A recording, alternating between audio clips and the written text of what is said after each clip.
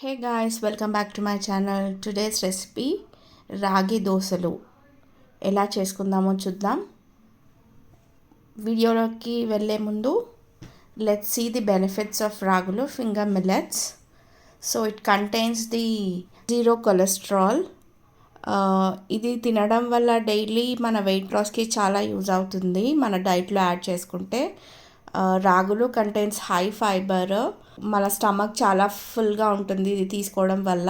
So ఎక్కువసేపు ఆకలి కాకుండా ఉండొచ్చు. So consuming very less amount of food can leads to the weight loss. And దీంట్లో కాల్షియం చాలా ఎక్కువగా ఉంటుంది. సో ఇది డైలీ కన్జ్యూమ్ చేయడం వల్ల మన బొక్కలకి చాలా మంచిది, బోన్ హెల్త్కి. And let's start the process.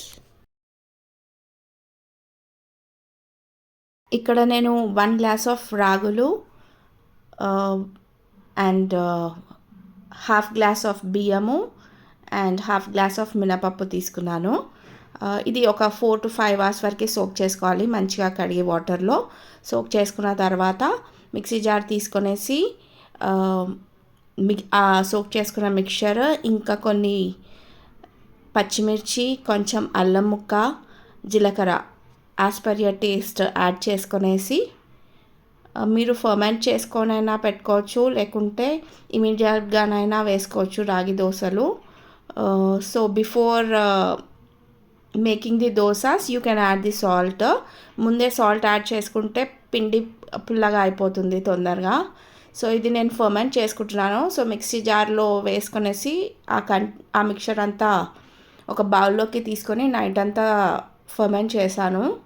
So చూడండి పిండి ఎంత ఫ్లఫీగా ఉందో, చాలా బాగా ఫర్మెంట్ అయింది.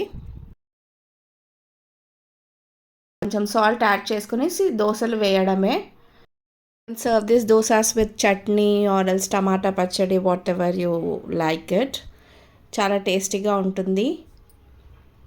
It's very good for health.